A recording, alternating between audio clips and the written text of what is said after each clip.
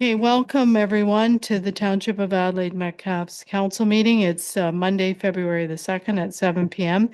We have all of council here with the exception of Councillor Brody, and we knew he was going to be not able to attend tonight. So we do have a quorum, so we're good to go. So we'll call this meeting to order at 7:01 p.m. Is there any declaration of pecuniary interest or general nature thereof? Okay, seeing none then, are there any additions to the agenda that you have in front of you? Seeing none, then we have a recommendation that the agenda for February the 2nd, 2026 meeting of council be approved. Could I have a mover and a seconder? Moved by Councillor McKinnon, seconded by Councillor Kingma. All in favor, and that's carried. You've had a chance to look at the minutes of the previous meetings. Are there any errors or omissions?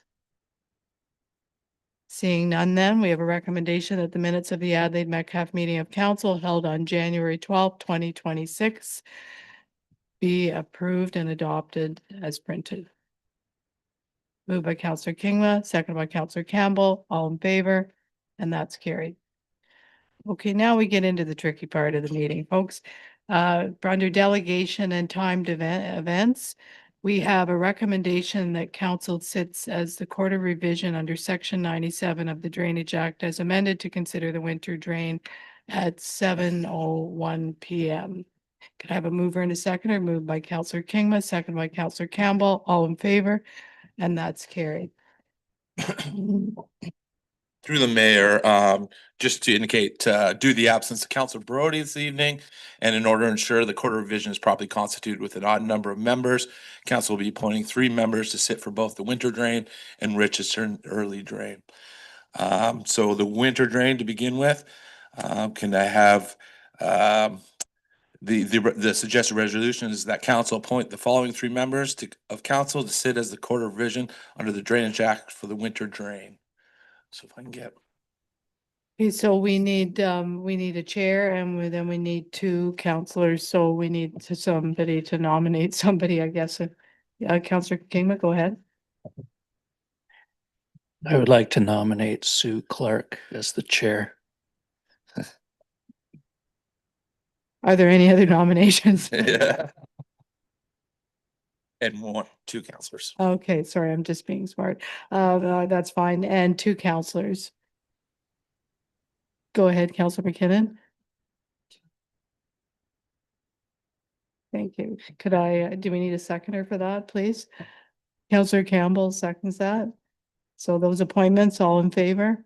Then that's carried. Thank you. Okay, this quarter revision is pursuant to the report prepared by Spreet Associates dated November 14th, 2025, which was considered and adopted at the consideration meeting held on December 15th, 2025, and pursuant to bylaw 57 of 2025, which received provisional reading by council. Section 54(1) of the Drainage Act provides that the decision of the court of revision can be appealed to the Drainage Tribunal within 21 days from the date of the court of revision. The final day of appeal is February 23rd, 2026. Are there any appeals from landowners at this time? Go ahead. Through the mayor, we have received no written appeals at this time. Thank you. Is there anyone in the public gallery that wishes to appeal the schedule of assessment? Okay. Are there any members of the Court of Revision? Whoops. Are there any members of the Court of Revision that would like to comment or ask any questions? Okay.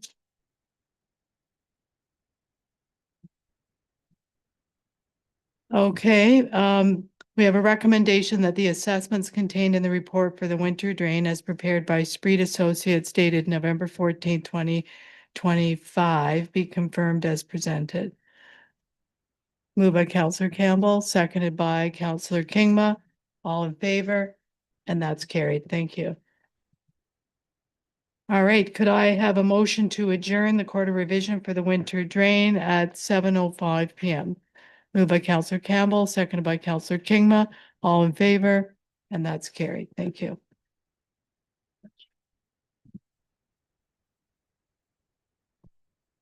Okay, the next thing up is we have a recommendation that council sit as the Court of Revision under section 97 of the Drainage Act as amended to consider the Richard and Early drain at 7:06 PM.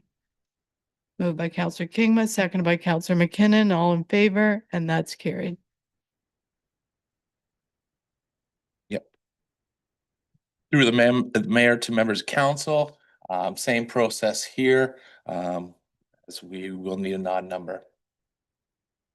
Looking for nominations. Counselor Campbell, go ahead. I would move to nominate Mayor Clark as chair. Okay, any other? Counselor McKinnon, go ahead.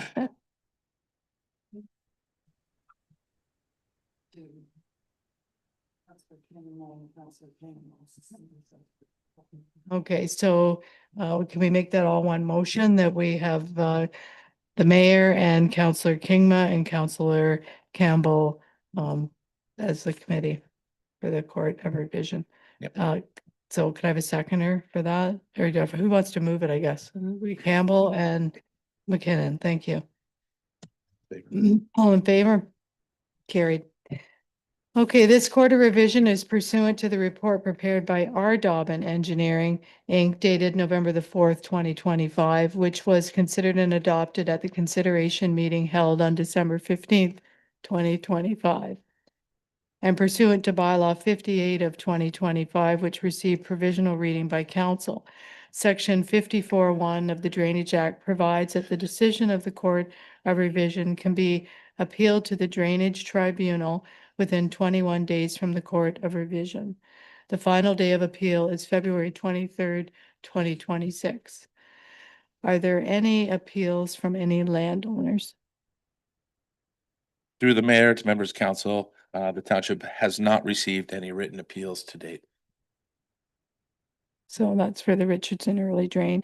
Is there anyone in the gallery that has anything to say about this? Okay. Is there anyone on the Court of Revision? Do they have any further questions regarding the scheduling or the assessment? Counselor King, we go ahead. Yes, through the chair to Rob. I noticed Simon has a huge assessment on this drain. Has he been properly apprised about what's going on here? Because I don't think he attended all of the meetings. I'm sorry he's not here to vouch for any of this.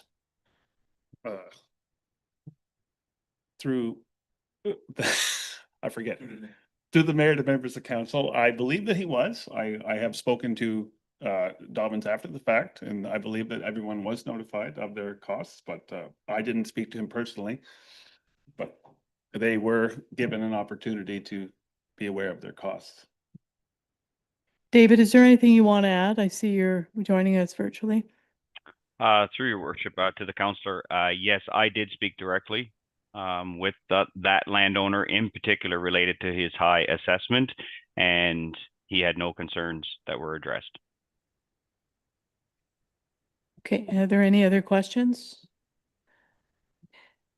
Seeing none then, we have a recommendation that the assessments contained in the report for the Richardson Early Drain as prepared by R. Dobbin Engineering dated November the 4th, 2025 be confirmed as presented.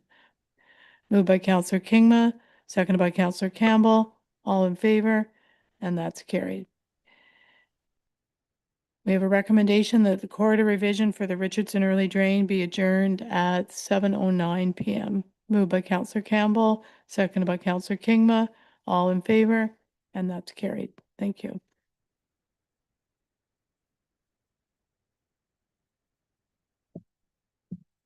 Okay.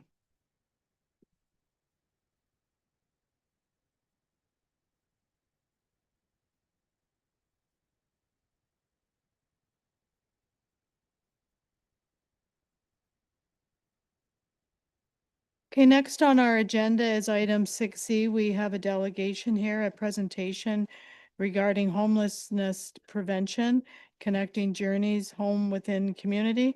So the Director of Human Services, for Middlesex County is Joe Windsor, and just you and your team can come up to the microphone, and I ask that you use when speaking, I ask that you use the microphone so anyone online can hear as well. So I'll turn this portion of the meeting over to your team and yourself, Joe.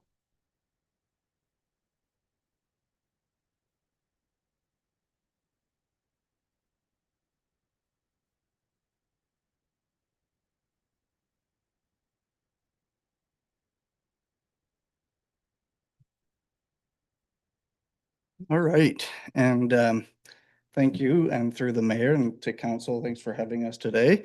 So as Mayor Sue had mentioned, my name is Joe Windsor, the Director of Human Services for the County of Middlesex. With me today, I have Elle Lane, who is the Manager of Human Services, and then Danica Flores, who is one of our 2 community navigators. The other community navigator is Veronica Newberry, and she wasn't able to make it today. But we are here to go through a little bit of a presentation of what's going on with homelessness prevention and what homelessness looks like a little bit in the rural communities. I'll try to keep it a little shorter. I know last time I went a little over time, but so I'll try to get through it because I know everybody would like to get home. But so if we go to the next slide then. So one of the first things that we just wanted to kind of go over is what does rural homelessness look like? And really there are 4 types of homelessness ways that people can experience homelessness. Looking at chronic homelessness, people with multiple barriers that have been really unsuccessful at maintaining a residence. Then you have your episodic homelessness, which are individuals that maybe have first or second time being homeless. Could be somebody that has had a fire or lack of water or hydro in their housing. Usually it's a one and done kind of a situation. Then we look at transitional housing. These are for individuals that may have been chronically homeless and then have moved into the transitional housing, which so some individuals just needed those extra supports to stabilize prior to moving into their long-term housing arrangement. And then the at risk of homelessness. And the at risk of homelessness is the area probably that the county sees the most. And those individuals are the ones that are really kind of just struggling to make ends meet. So food insecurity is one of our big issues. Increase in rental amounts, utilities, repairs and maintenance for individuals that are just trying to make things work for themselves. When we look at homelessness as well, there's a difference between visible and hidden. When we look at visible homelessness, that's individuals that are living unsheltered. So you see individuals living in under a tree, in a forest, under a bridge. But then we have the hidden homelessness again, which is what larger we see in the county, or individuals living in their cars, trailers, or doing couch surfing, so living on friends' couches back and forth. Some of the major barriers that we are seeing in the county when it comes to homelessness is lack of access to transportation, lack of funding, so just enough money for individuals to move forward. For somebody that's on Ontario Works, the maximum amount that they could get on a month is $733. 390 of that amount is for their shelter. So I'm not sure if you know any place where you can rent a place with including hydro, all the other utility costs for $390. It's just not out there. The rest of that 343 is for their basic needs. So it could be for their food, it could be for toiletries, anything that they might need on top of that for their place. So Ontario Works doesn't give a lot of money. So that is one of the challenges when it comes to lack of funding. Even for ODSP, which is the Ontario Disability Support Program, for a single individual, it's about just up to $1,400 per month. So it's still not a lot of money for individuals. All right, and we're on the next page. So this in front of you here is some information around the PIC count, and the PIC count is what's called the point in time count.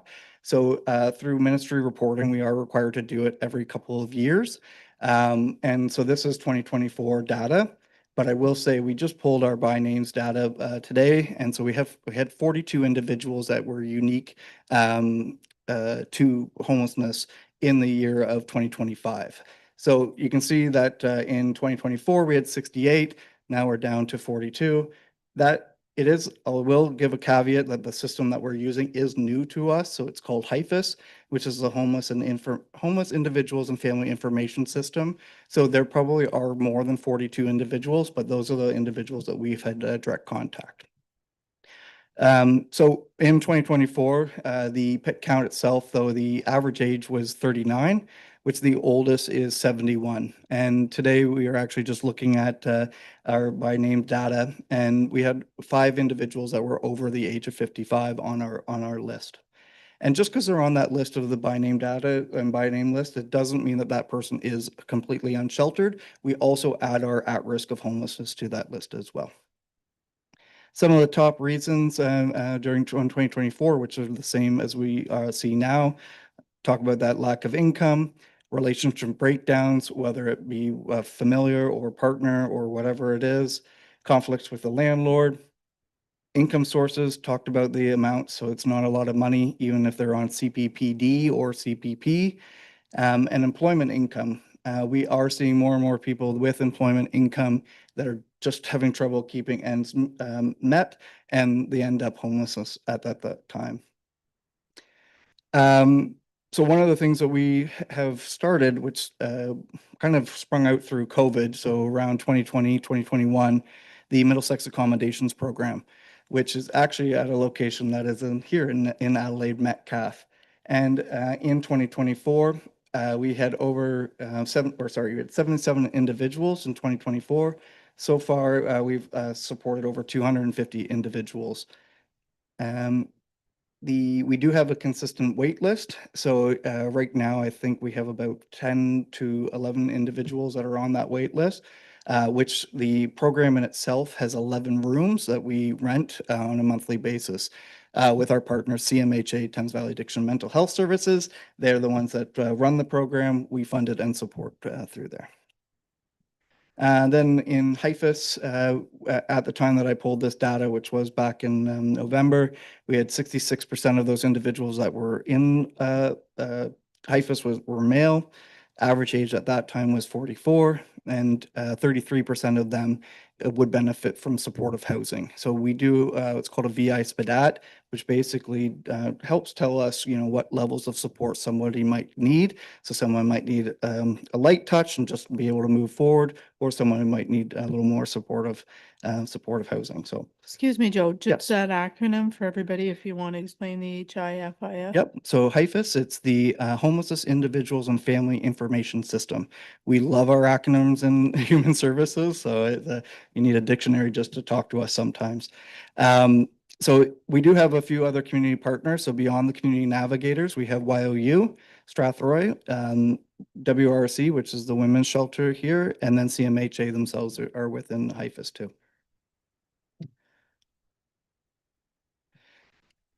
So this is just kind of going over generally what homelessness prevention programs we have in the county. So through the province, we received just over $1 million for homelessness prevention program dollars. That also does include our administration dollars, which is about $50,000. That's part of that. So we have the community navigators. We did only have one at one point. We have now moved to having 2. We did see that there was a need, especially around that at risk. And that's really where we want to put a lot of our focus on, is because once somebody becomes homeless, it's really hard to then get them housed again. So if we can keep them housed, that's what we want to focus on, is that upstream kind of piece. And that's what our community navigators do. Middlesex Accommodations Program, which I talked about. Food insecurity. So we have a few food banks and meal programs that are around that we do support. The Middlesex Paramedic Outreach Program. So that is where we partner with Middlesex London Paramedic Services. We have training opportunities for internal staff, but also community partners, to make sure that we are keeping apprised of all the things that are going on with homelessness prevention. How do we make sure we're meeting the needs? And then the big piece where we spend a lot of our money is the Whatever It Takes fund. And that goes back to what the community navigators do around that at risk and homelessness prevention, is really making sure, can we help with rental arrears, hydro arrears, whatever it is, to again try to make that person sustainable in the place. We do have to go through some pretty tough conversations sometimes, because if it isn't going to be sustainable, it doesn't mean that we are going to pay off somebody's debt necessarily to keep there. We would then try to help them find other housing that might be more suitable for them. We do have a Middlesex Homeless Action Committee, which we have 12 organizations. We meet on a monthly basis. And there, really, we review and develop any of the processes that we might need throughout the county, because that's the people that are working with individuals on the ground. So like today, we have some extreme weather. So we put it down as extreme weather specifically and not just say for cold, because it's the same for the summertime. Things are getting hotter. We're seeing a lot more extreme weather, both for the heat and for the cold.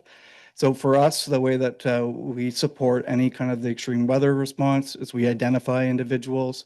We have a community outreach program, so that would be the two community navigators. One of them would go out with a CMHA worker, and they would go out and meet that individual where they are and invite them either to the Middlesex Accommodations Program or provide other services and supports. Could be that we also do support one-off stays, especially on days like this. We don't want anybody sleeping unsheltered, so we do have a good relationship with other local motels in the county that we use that instead of necessarily having an emergency shelter here. Then so the person then could potentially be moved into the MAP program. And then we also do individualized wraparound supports for the person that might need help. We also have connections, so we sit on a few different tables. So we have the Middlesex Situation Table, the Middlesex Homeless Action Committee, as I talked about, and the local libraries. So we don't necessarily have a direct warming center, but the library is a great place to warm up. Libraries are open Monday to Saturday in most communities. The only day is Sunday that there are no services at this time.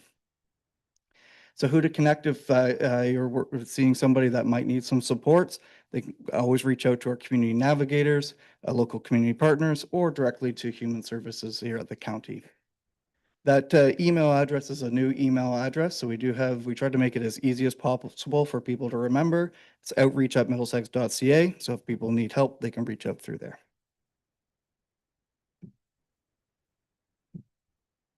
So I'm going to shift a little bit to the housing conversation.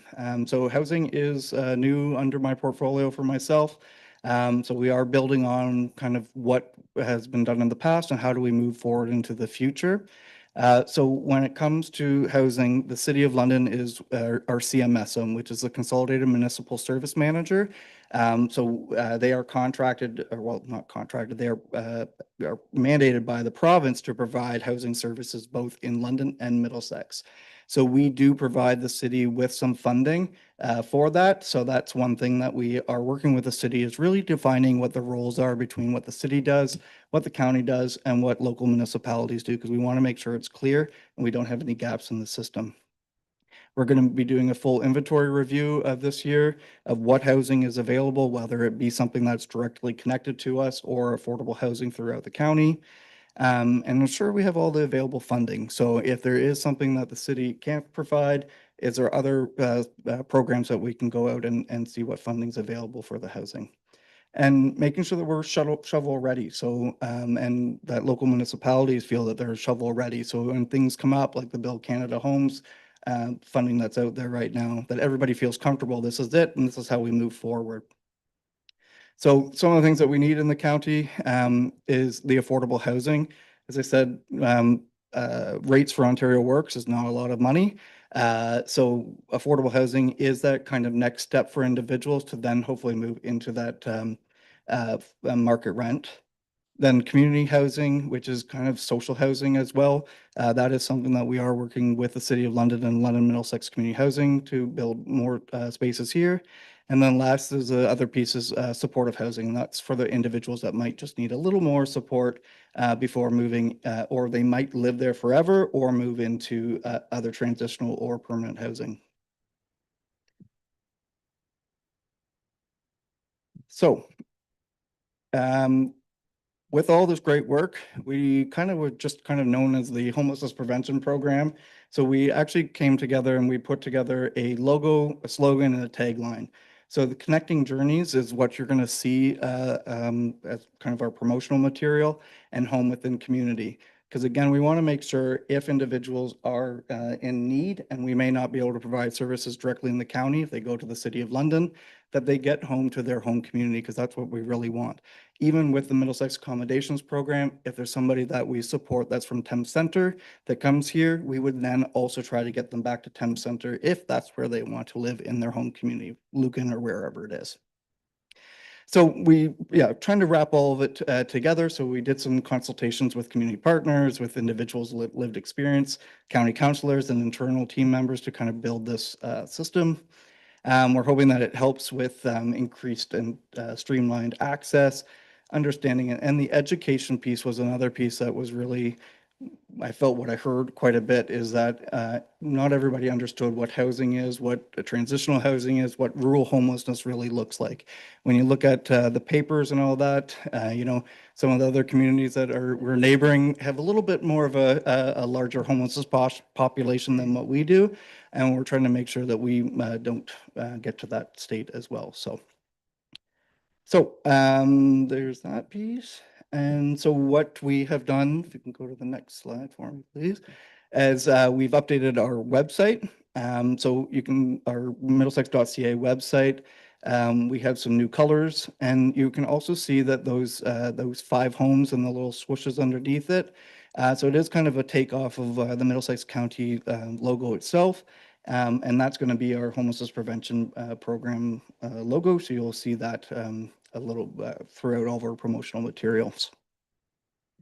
So the website, again, color change, language use, there are some myths and facts about rural homelessness there. And then hopefully it's going to be a little more user friendly. And we've already had some feedback that we need to update a few things. So we're going to be continuous improvement that we're going to be working on. So if you go to the next page, so poster and postcards, I actually saw in the front foyer here that the poster is already up. So you'll see these around, and we're also, we just got business cards completed, and we're working on getting the postcards completed that we can be placed here. We're going to be putting them in the local libraries and hopefully community partners and local employment because, again, homelessness or at risk of homelessness can be for individuals that do have employment as well. Looking at the contacts, so go to our website, middlesex.ca Human Services, the community navigators. They got the community navigator email, but we also changed their phone number to be a direct line so that you don't have to call 434-7321 and then an extension. We just got a specific number. Human Services, the email address there, and then the outreach supports. And the outreach supports the same number as the community navigators, but the email is different. So what's next? So some of the things that we're going to be reviewing this year is looking at what 24-hour services are available. That's one thing I think one of the other county council meetings that went to, they had asked about. So it is something that we're going to be looking at. What is the need? Where is the need? And how do we make that work?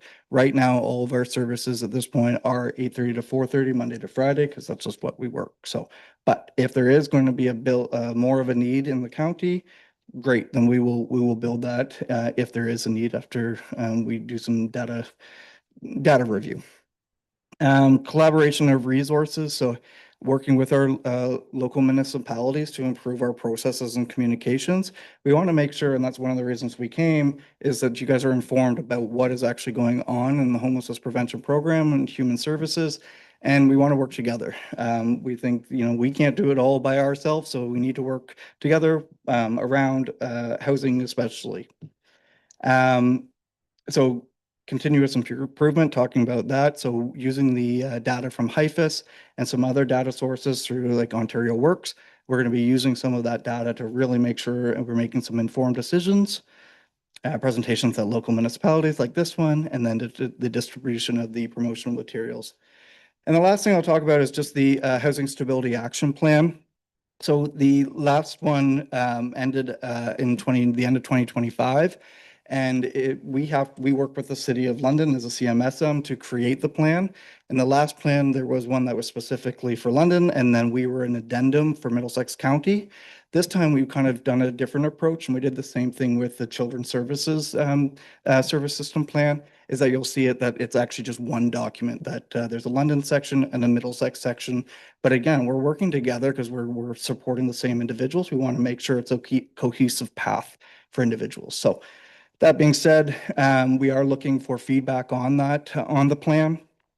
So we will be doing some community open houses at the local libraries and coming up in probably, I'm going to guess probably March at this point. So, and then the plan is to go to the province by May. And that is all I have. So I'm available for questions if anybody has. Okay, thank you, Joe. Any questions? Councillor Kingma?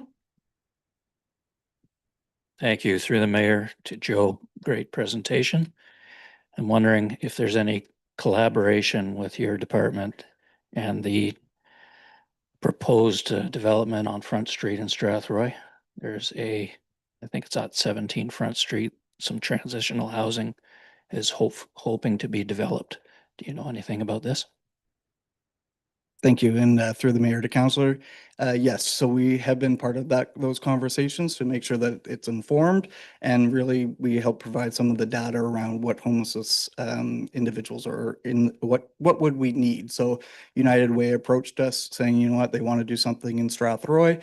How can we work together? And so we provided some of the data and information, and they created a working team, and we've kind of built that through there. So yes. Councillor McKinnon? Through Mayor Sue to you. I forget your name. Joe. Thank you, Joe. You talk under HEFIS about supportive housing. And does that include someone helping the homeless person with their medication? Yes, thank you. And through the mayor to councillors. So yes, so supportive housing, there's a couple of different ways that supportive housing can look like. Supportive housing could be just supportive transitional housing, where that individual just comes from direct, maybe street homelessness. They move into this and then move forward through to other transitional housing and then market rent. Or there's supportive housing for individuals that might just need some more care. So it could be that there is a worker of some sort, whatever community partner or who that actually kind of works there on a daily basis. So they would help with any daily living activities. So one would be taking medication, etc. If I may. And is there a time limit that the homeless person can receive supportive help from you? Yep, great question. And so through the Middlesex Accommodations Program, the program is intended to be up to 2 months. We have had some individuals that have stayed a little longer because we've been trying to work really hard at finding them the right place to live. But through the MAP program itself, it is up to 2 months. But the other programs, everything else through community navigators, through all the other programs, there is no time limit. You know, everybody's journey is a little different. Councillor Campbell? Thanks, through Mayor Sue. I'm curious, so you mentioned the pit count for 2024 was 68, and if I heard you right, it's down to 44? 42. 42, even better. Yeah. So congratulations on obviously, some hard work. I'm curious, do you follow a lot of those in terms of where do they go? Are they successful? They're not just moving into another center, say, and being homeless there. And what do you really credit as the most successful things over the last couple of years? Yeah, great questions. And so through the mayor to councillor, I think, what has been successful is a kind of twofold. So the community navigators, I think, have been pivotal in moving things around and moving people forward. And again, stopping people from getting to homelessness in the first place, but then also if they become, helping them find new accommodations. But I will say also the Middlesex Accommodation Program and our partnership with CMHA Thames Valley. That motel program started in the middle of COVID, where individuals were just kind of living wherever they can, right? When COVID happened, if you were couch surfing, people were like, no, you can no longer stay here. So this program really helped individuals move forward. So I would say those are kind of the two main ones. And I apologize, I think I forget your first question. No, it's all right. Just in terms of, do you track, like, are those successfully housed, or is it a case of they've unfortunately just moved to it somewhere else? So I would say, so HIFIS is still new to us, so we've only been using it over the last year and a half. Fully, I should say, we've had it, but really trying to get everybody involved in on it. I think that system is going to really help us track that a little bit better than what we have. So, again, what we try to do is look at the individual and match them to the right housing, so that that doesn't happen, that it doesn't, we don't just find a place and go, hey, here you go, Jimmy, you can move there, because we want to make sure that that person's successful and that we have the wraparound services and support. So that's why we make sure when they're in MAP that they're connected to CMHA, that they're connected to WRC, they're connected to YOU, whoever that service or system or community partner, that they're connected to them prior to moving into their new place. One of the other things, I don't know if you want to touch on or not, at the county, because Joe's a county employee. In the budget, we see a line item for to help with food insecurity. So I'm not sure if it applies also to Glencoe, but I know for sure in Strathroy, the various churches, mine, the one I go to, and several others, it's not a secret why they rotate every week. It's somebody else. And then I think some of the churches actually make meals to send up to the MAP program as well. Is that accurate? Yes, that's correct. Okay. Yeah, so definitely through our homelessness prevention program dollars. So again, out of that $1 million, we do use a good portion of it, between $50,000 to $60,000 a year, that we provide to all of the local food banks or meal programs.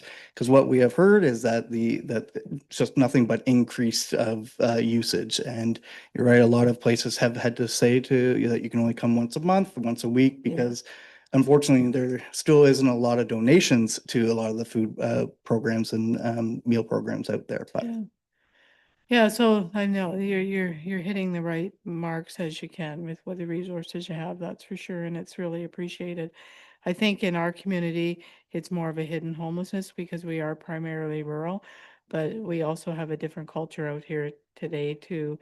If you don't work today, you don't eat today kind of thing. So it's a little bit different, but there is a lot of mental health struggles out there. And what was affordable 4 or 5 years, even 6 years ago for rent, those rents are long gone, or if you've got them, you're going to hang on to them. So, there are challenges economically as well. And, you just have to turn the news on to see that every night. So, any other, Morgan, did you have a question or comment? Yeah, just more of a comment. You guys are doing great work, hands down, no doubt about it. A lot of the things that you talked about, a lot of successes and opportunities would actually be great to be seen or aligned with the community safety and well-being plan. So you probably seen a smile on your face. You probably heard about that before. so through this new role, that is now under my portfolio as well. So Good for you. yeah, thanks. So we will be working with the local municipalities to update it, because I believe it needs to be updated at the end of 2026. So yeah, absolutely, it can be added into that as successes. Awesome. And even just a report card alignment with how each community is meeting these objectives and Yeah, that's good, because there's no point having it unless you're gonna actually use it. So that's perfect. I'm glad that it's come under your leadership, so that's good. Last call, any other comments or questions? If not, Joe and team, thank you very much, ladies, for coming out, and we appreciate it. And I think it's good to have a working relationship with the local municipalities, so that if you do hear of anybody in your community, you can either pick up the phone and call directly, or at least we've got resources here that we can pass along to help people out in our community. So thank you very much. Appreciate it. No problem. Thank you, guys. Okay, safe drive home. Thank you. Yes. Bye.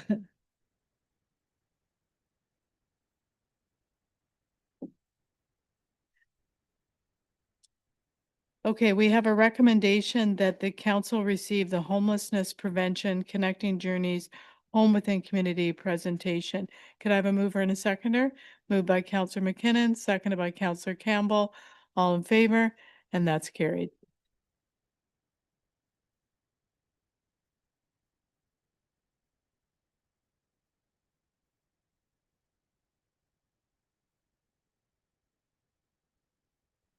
Okay, next up on our agenda, we have a delegation with Jim Pine from the LAS, the Local Authority Services, and this is regarding the Joint Municipal Services Corporation regarding water and wastewater feasibility study. So I'll turn this portion of the meeting over to you, Jim. Welcome.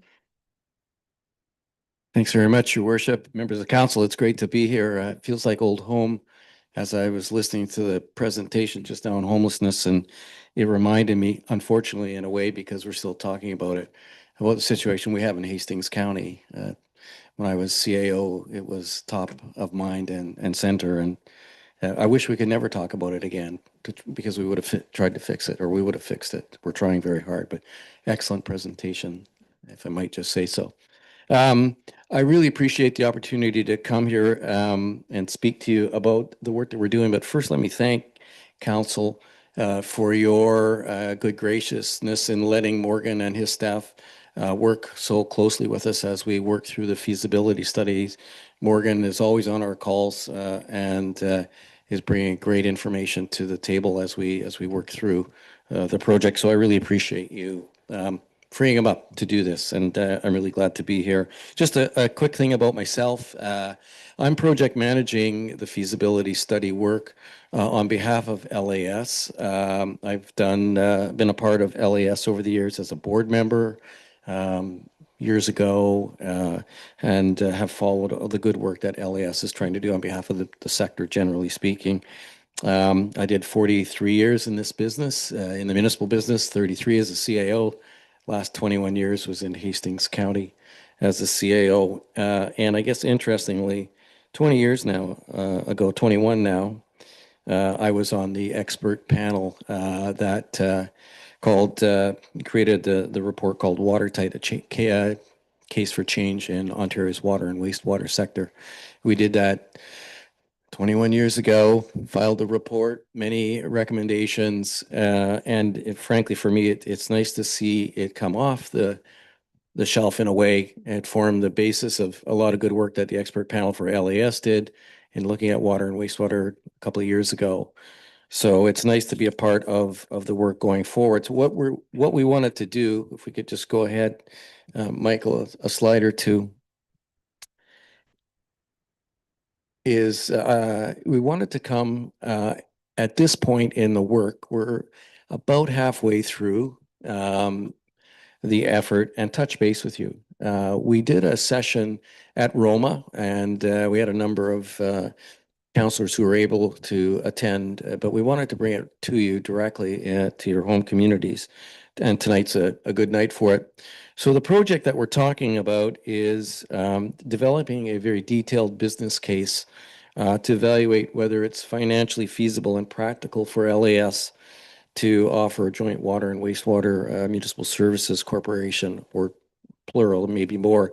And we're doing that based on some very detailed financial analysis and modeling around rates and everything you can think of, and governance and other structures. We have to be all done the work and make our submission to the LAS board by the end of May. So we've got a really strict timeline that we're working to, but today is a really good day to come and just pause for a minute and get your opinion, if you have any, on what we're doing in the study. I like to say it in the case of water and wastewater, but particularly water, the word failure is not an option. We all have to make sure that our water systems and our wastewater systems continue to operate. And one of the things that faces the sector, according to AMO, over the next 10 years, we've got about $300 billion that collectively municipalities are going to need to invest in their water and wastewater services. About $100 billion is for growth, to facilitate growth, but $200 billion is about taking care of what we already have in the ground and what we're operating in terms of plants and, all of the services that go into it. So it's a daunting task, and it's a good time to be thinking about how best to try and manage those challenges going forward. And for you and for all of the communities who have water and wastewater services, it's really important to be thinking about that right now. And so we're really pleased to be trying to look at this in a different way, using a different kind of organization around a municipal services corporation. So there's some potential benefits that we see for this from economies of scale, which is really important, I think. Lower costs of financing, because we're going to have to do a lot of financing in order to invest. Planning capabilities, risk management, human resources. So I put that in with the planning capabilities, finding and keeping the staff that we have and finding new staff in the coming years is going to be an important challenge as well. So can we do this collectively a little bit better than perhaps individually? So that's part of it. But ultimately, the LAS board is going to make a decision about whether or not to pursue this idea based, I think, on what we come up in terms of the results from the study. So decisions will be made later on, I think, in this year as to which way LAS wants to go around this. Participating in the study, as you can see, there are 8 municipalities, including your own, that are working with us on the study. And the next slide talks about the approach. We formed 2 committees. We call it a consultants committee, where we've brought legal expertise in, particularly around things like shareholder agreements and governance issues.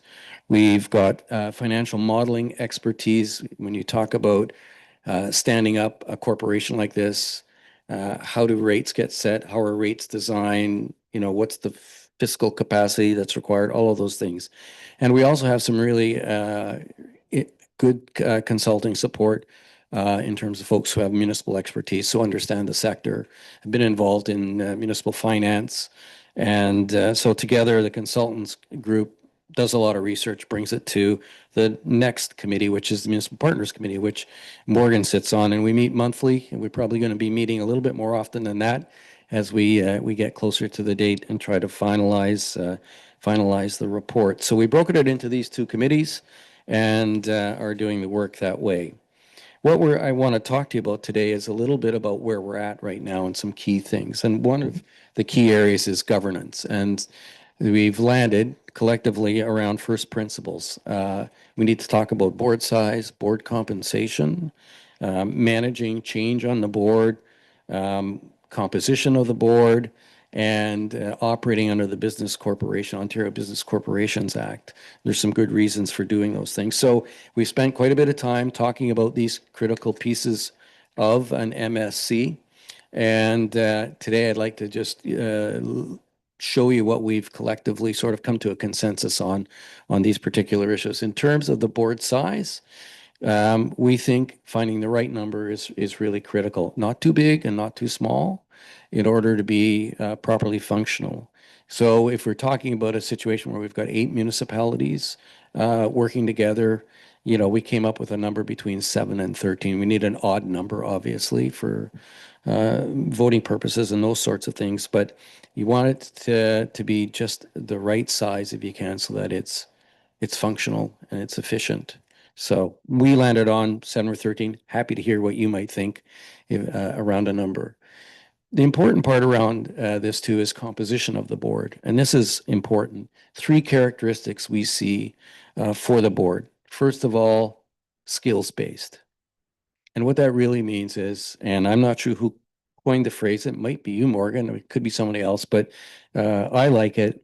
And it's really, when you talk about a skills-based board whose members come from outside the horseshoe of the municipal council table, we're talking about taking the politics out of the pipes. It's just a sort of a euphemism to do it. Because of the importance of the job that has to get done and the decisions that have to be made, we'd be looking for a very skills-based board. I'm involved in a project unrelated to water, but it's in public health, and we're looking at a skills-based public health board up in Grey Bruce. And same kind of idea about trying to get the right skills on a board. That doesn't mean municipal councillors aren't skilled, that's for sure. But the consensus was sort of look for outside members and ensure that there's a separation between the board and shareholders, which are the municipalities as the shareholders. So board composition, skills-based, outside of the municipal council tables is the current recommendation. establishing the size of the board, as I said, around 7 to 13, using a skills matrix. We'd have to strike a selection committee, likely with the heads of council. They'll have to do the appointing, probably a public call for candidates as well. Obviously, a public call if we're looking outside the council table, and then getting through and creating a slate of directors that the shareholders would approve at a shareholders annual meeting. So that's a little bit about how we get to the board. In terms of the board itself and changes, we know that there will be changes, but the objective is to have a really managed turnover and succession. The board terms would likely be staggered in terms of their time on the board. We're saying that also that you should consider a maximum limit for a board member. You don't necessarily want somebody to be on forever and ever and ever. You want some turnover and some change, but there should be some potential for some extension where it's appropriate. So generally manage the change through term limits and staggered terms, and be able to be somewhat flexible if you want to keep somebody on, but the idea is to get some change. Board compensation, talking about this right up front, if you're going to have a professional board, they're going to need to be compensated. We'll have to figure out what that means in terms of what would be fair compensation. But we'll have to have things like director's insurance and all the things that go along with having a board that has fiduciary responsibilities. So we just raise it because it is an issue that we'll have to come to terms with in terms of how do you compensate the folks who are going to be on the board itself. One of the important aspects of the board and how it operates is we're suggesting it operates under the auspices of the Ontario Business Corporations Act, and there's some reasons for that. We think it provides the best opportunity to get strong candidates to an independent skills-based board. It provides the board and a corporation with some flexibility around processes, and sometimes they have to have meetings quickly, so you can set the rules to fit the work that needs to be done in the MSC itself, and it would adopt its own policies around procurement, goods and services, hiring of employees, and that's especially important, I think, if you consider, you have an MSC made up of multiple municipalities, you're going to need some kind of consolidated approach to it. Next slide. So just a little bit about the shareholders. Who are the shareholders? In this case, it would be the participating municipalities are going to be a part of the MSC, and the municipalities have to approve this before it can be set up and be effective. But the shareholders are separate from the board, and they relate to the board, though, through the shareholders agreement. And we spent quite a bit of time, Morgan, and we have to do more talking about it with the lawyers around what would the shareholder agreement really look like? What are the main components, or what are the rights and responsibilities of the shareholders, and what are the directions of the shareholders to the board? So those things would get ironed out and be set out in documentation in a shareholders agreement with its rights and directions. And then has to be, and we're going to be moving into this in the study, a discussion around what does the distribution of shares, what are you bringing to the table as a municipality in terms of your water or wastewater systems? What does that translate in terms of voting rights and the other aspects that are on the slide? So there's lots to be done in terms of figuring out all of these things, the shares, the voting rights. Dispute resolution is important. That's got to be set out in the agreements as well, so we all know there will be disputes. How do we resolve this? Last thing you want to do is go to court.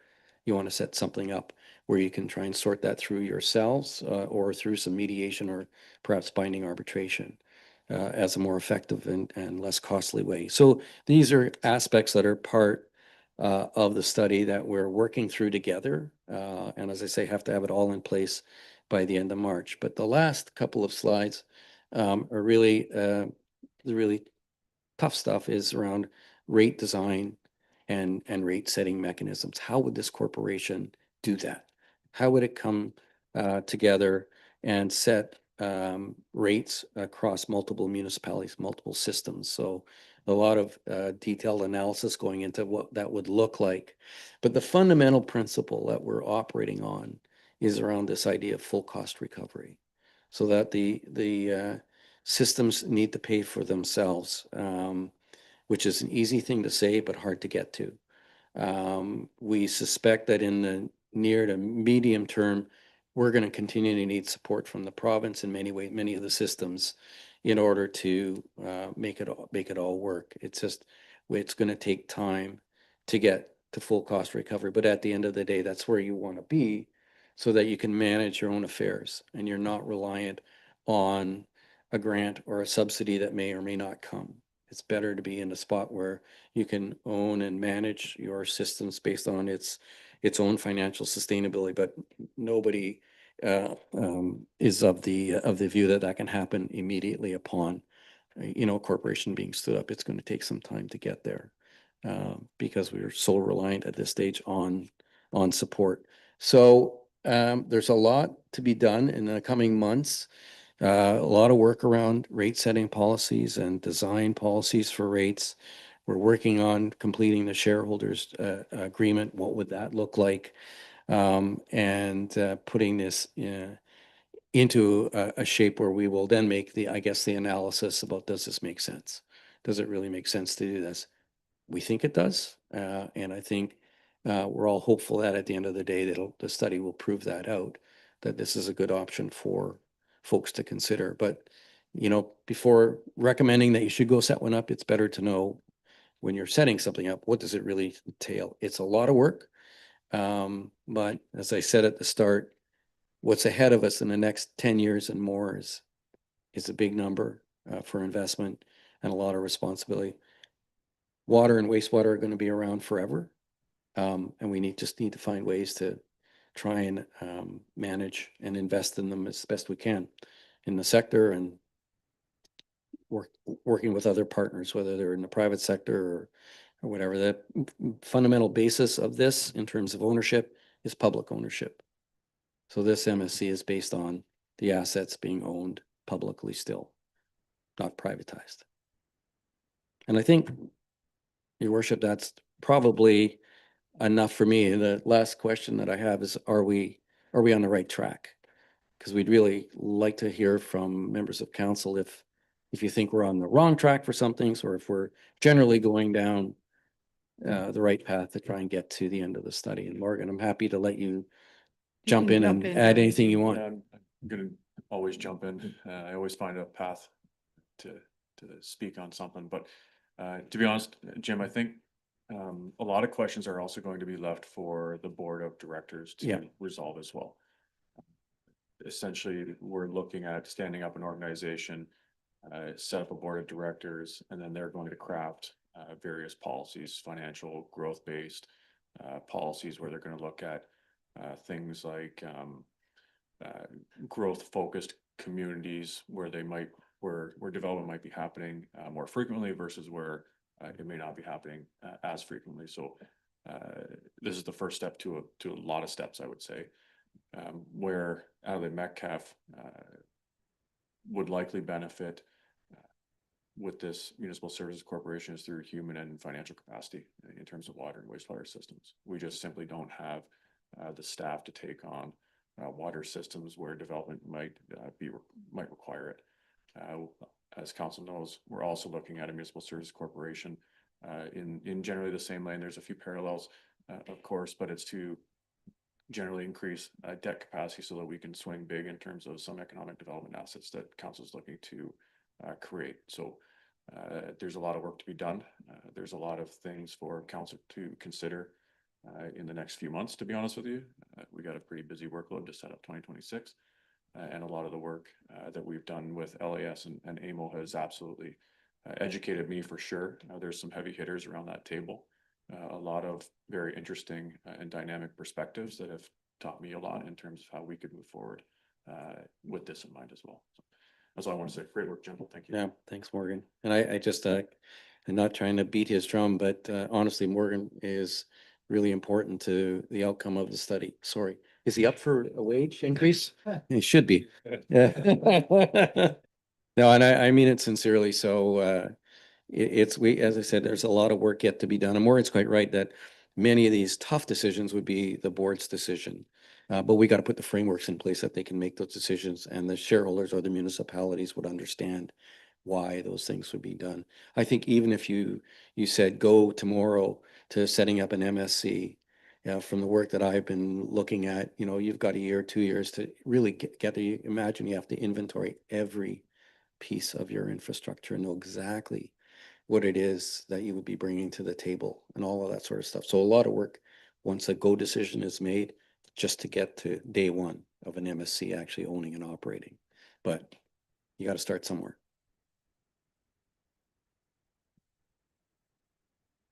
Thanks, Jim. Any questions or comments? I know it's a lot to digest. And then of course, my mind jumps to the public purse. Because the minute you set up an organization like this, it's an additional cost, right? And I think we have to be mindful. I recognize there is a balance. It's to attract good people to your board, you have to pay them, but we don't want to be those people in the news that we're paying $1 million a seat for these board of directors either. So I think we have to be, there's a line we have to be careful we don't cross, and we have to balance that. So, but anyway, enough from me. Anybody else have anything they want to? Councillor Kingma, go ahead. Through the mayor to Jim. I'm not a lawyer and I don't play one on TV, but if is it the case that the shareholders could form a holding company, and then the other portion of that would be the operators, the people that actually do the work. So there would be kind of two separate entities under one MSC. Is that somehow feasible? Don't know if I'm describing this properly, but there's different levels of liability, which is why I bring that up. I don't know if your lawyers have talked about that in the consultants committee.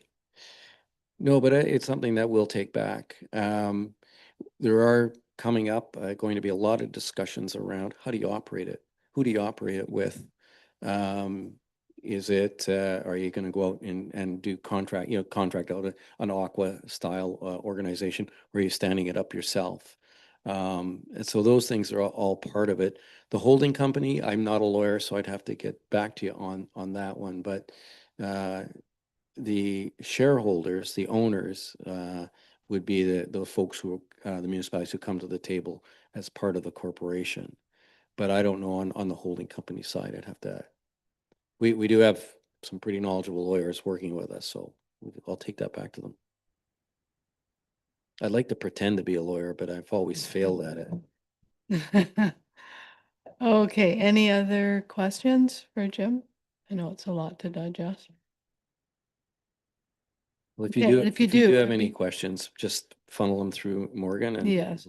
take Yeah, it. and we're happy to have him at the table to be part of the conversation, so that's very good.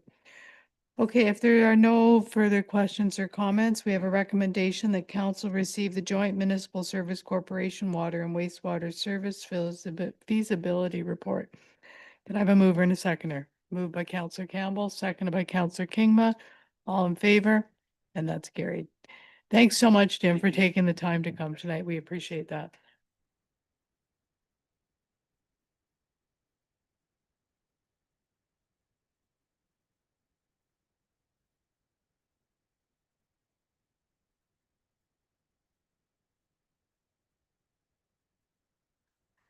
Okay, next up on our agenda is a presentation regarding the industrial development feasibility study and roadmap. And I'd like to welcome Jonathan Lampman from Colliers, right?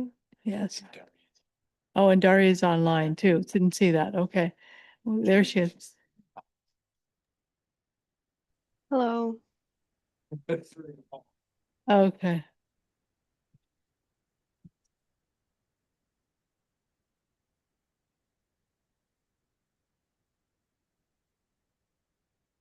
Oh. Got it. Testing. Are you on? Got it. Okay. Yeah. Okay. Jonathan's with us now. Okay, so Okay. Thank you. And Mayor. Daria, thank you. Thank you, Mayor. Okay. Thank you, council. Recognize one new council member, I think, that might not have been here, but recognize the others. So we have a few slides we're going to run through tonight. Daria's online and she'll be kind of flipping through them. Daria, if we could go to the agenda just to set where we're at. So what we're gonna go through is the purpose of phase two. So you saw phase one, you saw the report, came here and presented, sorry. And now we built on that. So you're gonna see some of the financial stuff, not altogether that much different than what LAS was just talking about. Market sounding, feedback from that, as well as procurement analysis, the updated roadmap, a bit of a marketing plan, sectoring, targeting, and so on. And then a couple next steps coming out of that. So the purpose of phase two. So out of phase one, we went to option two. If you remember, there was three options presented. Option two was the phase general development with sector target industrial development. So looking at 563 acres, the general suggestion that came out of it or recommendation was look at smaller parcels within the larger 563 and then go after specific sectors. The sectors that we're going to talk about predominantly are agri-food services and advanced manufacturing. As everybody knows, we have a lot of that around us. So what did we do? We went out and did a market sounding. We'll show you later who we talked to, but some large industrial developers, a national presence, Invest Ontario, the county, and I think we talked to county engineering, a couple of people there, as well as industrial brokerage, and then again, Invest Ontario. So following that, we did a development analysis. So we focused on the procurement strategy, the development budget, which we have slides on, funding sources that are available to the municipality, including grants, partnerships, and so on. And then we went in and we built a financial model and looked at the revenue, sales, tax, carrying costs, debt servicing, and so on. And then ultimately ended up in a roadmap and a report projecting out a schedule going forward. Next slide, Darren. So our market sounding participants. Dream Unlimited, very large industrial developer within the country. Panatoni. And then we talked to some builders. So we talked to Graham Construction, Alberici, and then Newterra. And then end users were Invest Ontario, not necessarily an end user, but they are the conduit to foreign direct investment in the province that get you an end user. And then Colliers International, who out of our London office, who covers this area and has good insight into industrial land value, so on and so forth. So our findings. So predominantly what we heard. So in talking to all those different groups, and they vary, but they very much had similar information that they were feeding us. We've listed the top 6. There's more in the report. This is kind of a high level pullout, but there's more information around this. So the first thing that we heard predominantly from everybody was site serving readiness is preferred. That doesn't mean service within the development. That doesn't mean that it needs to be entirely serviced, but the more servicing you can do, the less risk said end user or developer sees, which makes it more viable and more attractive to them. Phase development is beneficial. Nobody knows what's going to happen 10, 15, 20, 30 years down the road. By taking a large swath of land and going after it all at once, your capital gets extremely expensive and it gets extremely large, and you don't know that you're doing things right 20, 30, 40 years down the road. Phasing it within a reasonable time frame made a lot of sense to everybody that we talked to. Broad zoning and flexibility. This is a big one. So predominantly, the province has moved, municipalities have moved in a direction where they prescribe zoning within. So you get into plans and they prescribe specific zones based off of use, basically, at the end of the day. Everybody that we talked to, including Invest Ontario, which is Crown Corporation, said be broad, be flexible, especially when you're dealing with employment and lands like this. You don't know, we don't know, nobody really knows who's going to come knocking. So if you prescribed specific planning and zoning to it, they may walk away, or they're going to have to just add on layers through the planning and justification and all those processes. Getting into planning large developments, be as broad and flexible as you can be. That's thumbs up from any developer. Collaborative delivery model. So this is talking about the contractors, so the Grahams and Albericis. We have a slide on it. But working with them, engaging contractors, as well as your engineers, as well as partners, and putting them in a room so that everybody can properly share and be allocated risk throughout this is preferable. We heard that generally across the board. We can talk more about that in time. Funding and incentives matter. So incentives are not necessarily, and you'll see this in the report, cash or not having development charges or not having taxes. Both of the large international, frankly, national developers said, we want to know that we can pick up the phone and talk to somebody at Adelaide Metcalfe. And that person is our conduit in. It's what we call and we refer to in our report, the white glove service. They care about that. Too often they develop in places and they become a number and it's just a file on the side of the desk. A simple incentive for them is knowing, talk to Morgan, talk to Coulter, talk to Johnny, talk to Mike, one of them, and they'll help steer them through. That rang out huge with them. And then last is market trends and risks. That goes into phasing, that goes into looking at scaling according to size and what you need at the time.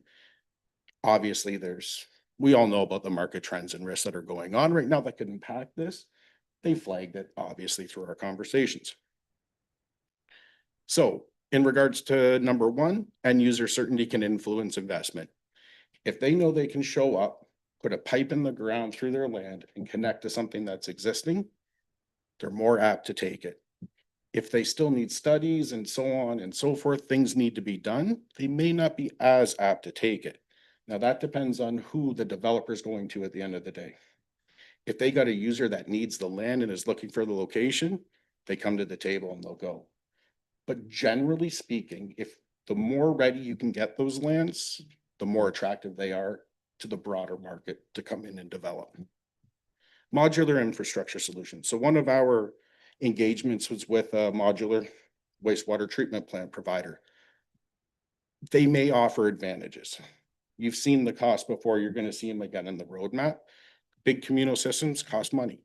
There are ways, there is technology in the market that can scale from not necessarily large acreages or phases, but site to site to site. Now, general preference from our market sounding was having a large communal system and funneling into it. That's what they know, that's what they're comfortable with, that's what's generally been done. But they are open to options like that modular, which really reduces your capital and it becomes incremental as development comes on. And then long lead times require early action. This is generic in any capital project, any development. Get out in front of things that you think are going to take forever to get done, getting power, gas, all those enabling services in place. Make sure you understand that they're a long time and get dealing with them earlier and earlier so that they don't become an issue. Next slide, Daria. Okay, so we go into this in pretty good detail. We basically walk through 3 or 4 of these, if not all of them, in detail and explain risks, what's good, what's bad, what they are, and how they operate. So when I was talking earlier about the collaborative model for the building, the construction, they lean more towards the CM, progressive design, or IPD. May not be a candidate for IPD just because of the scale, the magnitude of the project, but more collaborative. So bringing contractor, engineers, partners to the table, properly allocating risk amongst those parties where it's best suited, and then working through the numbers and design as you go. Okay, so development analysis and our risk management strategies. Cost escalation since 2020, COVID, seen 20 to 30% increase any given time, any year in construction materials. It has tapered, but they're saying they're still seeing certain elements of larger construction projects are still seeing major increases. So how do you mitigate that? That's that collaborative approach. Bringing people on early that buy these things, that talk to the vendors, have access, getting those things ordered earlier in time, in the proper time within the entire roadmap. I'm not saying this is a tomorrow thing, but getting them involved earlier, you can mitigate and hedge those risks and you know how to deal with them.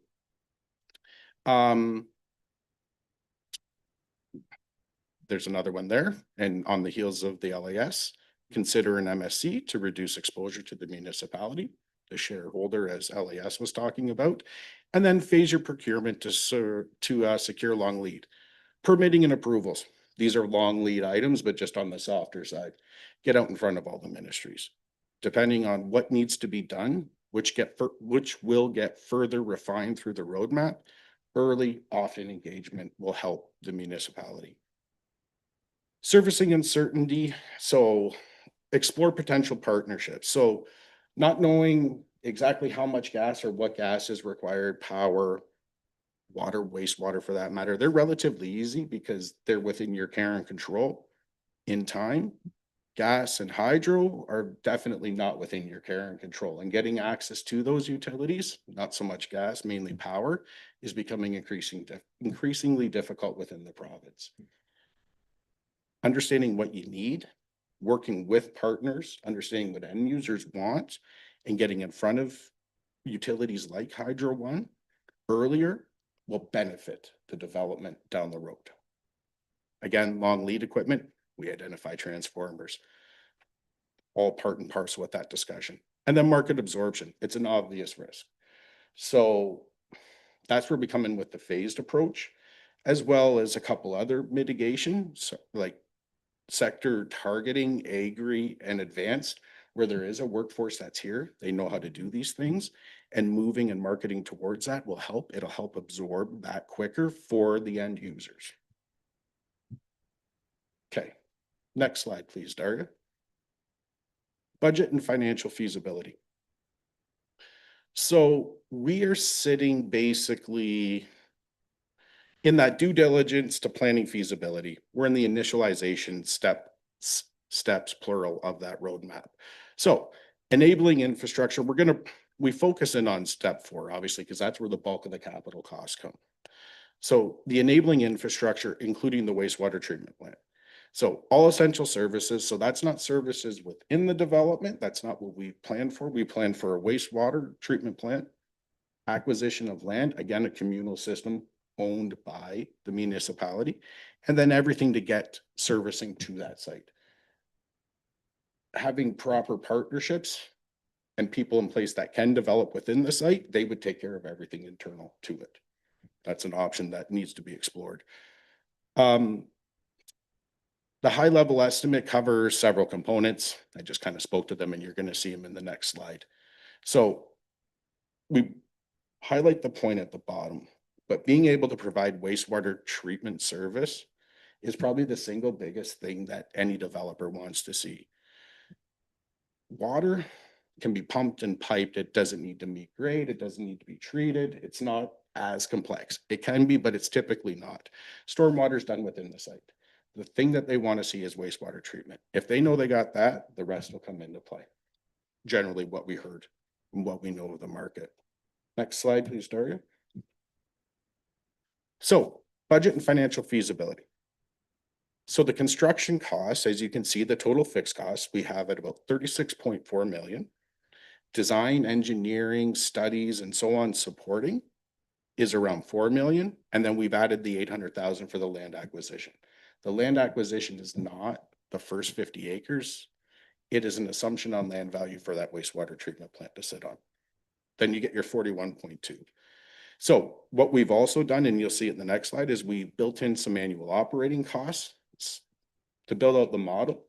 The CapEx runs year 1, 2, 3. And then after that, when we ran the model, we start building in operational debt and so on and so forth, but we can get into that. And then we have a asset replacement in there as well. So general upkeep of that plant over time, because we did look at it over a 33-year window, 3 construction, 30 life cycle. Next, Daria. So total cost is 45.2. What we're telling you here is how we've assumed this. Call it a worst case scenario. We've assumed 100% debt financing. So no own source revenues from the municipality go into it. The entire burden of the wastewater treatment plant enabling infrastructure would be debt financed.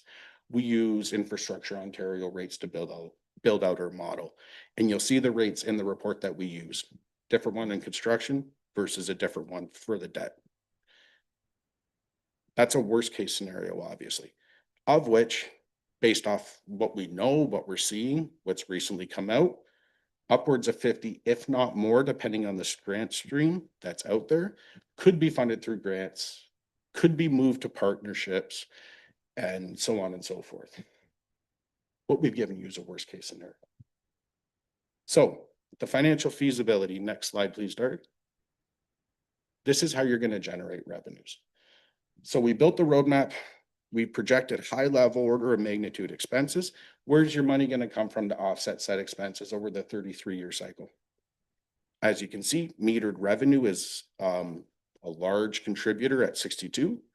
You have some base monthly charges, which play a big role in it, DCs, as well as taxation, industrial tax. So at the bottom, very fine print, we would tell you where our assumptions are. So when we built the model, these were the rates that we used. So Middlesex Center, we used for the meter and the base.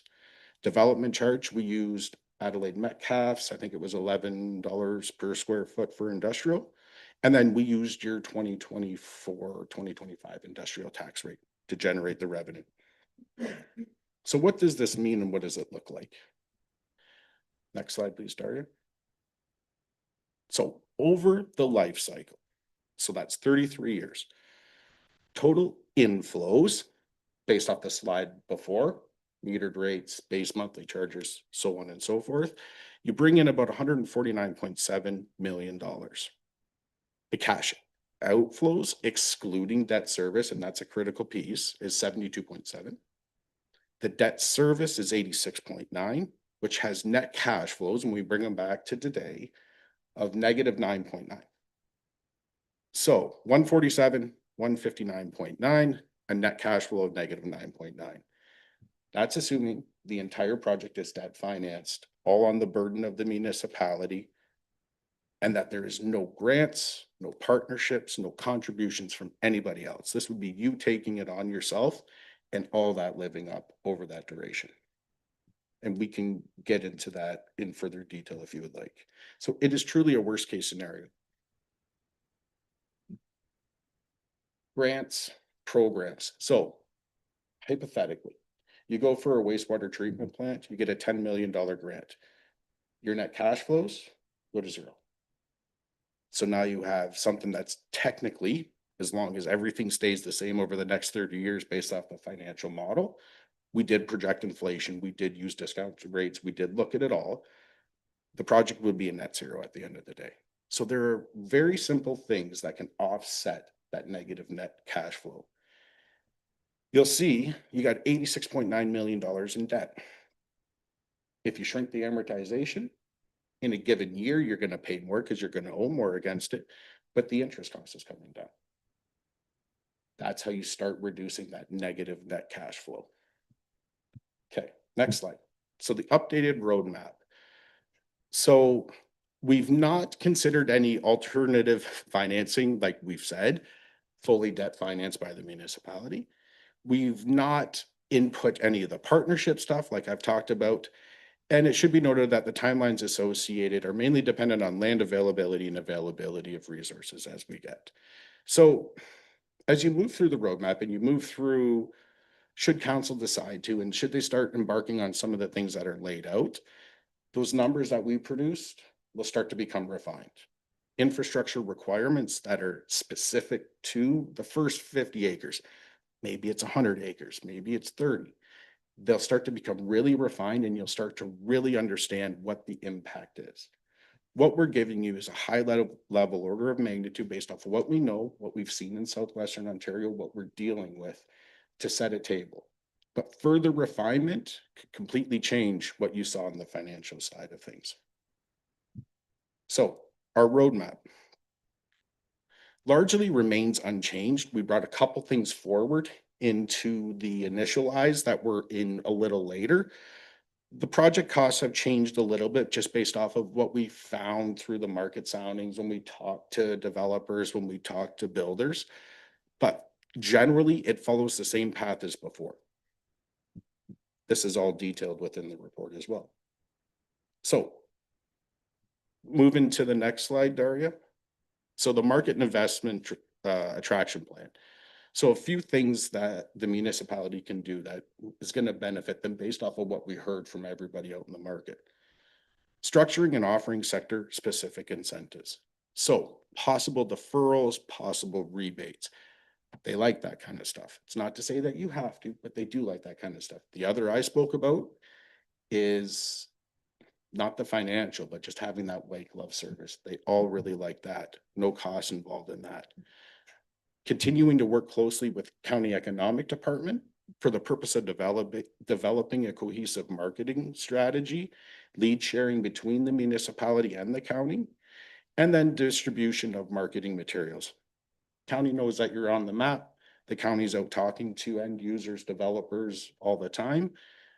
They can market for you. Continued engagement with Invest Ontario. Invest Ontario was very willing. They liked that we had talked to them. They liked that we showed them what Adelaide Metcalfe was thinking of doing. They have people that will help you there. You literally load some documents in, this study, some high-level plans, and Invest Ontario will start talking to you. Now, they might not have anything for you right away, but they do scan the world. They have offices all over to attract investment into Ontario, which then funnels into the depository of lands that they know. If they don't know that you're willing to develop or you're thinking or you're going this way, they don't direct any traffic. So just being on their radar, even if it takes time to roll this development out, helps. Because you never know who comes through the door and then what they need and where they want to go. Because it's very much case by case with the end users that come in that channel. And then last is openness to structured partnerships with private sector develops, property owners, site servicing constructors, and then possible technology providers. So a couple next steps as I wrap up here. Next slide, please, Daria. So the first steps the municipality, should council want to move forward, is moving into a secondary plan. Looking at those lands and starting to figure out what the planning, what the zoning, what the demographics are, what that looks like. Starting to refine that. Additionally, looking at the site servicing master plan. We've made high-level projections, as I said, on a wastewater treatment plant and servicing, gas, hydro, all those things and what it could be. The site servicing master plan looks at all the alternatives. Are there other places that you could take your wastewater instead of building a plant? Possibly. We discuss a few, they're in the report. Is that more financially viable? Is it doable? Do they have the capacity there to treat what you need to lift the development?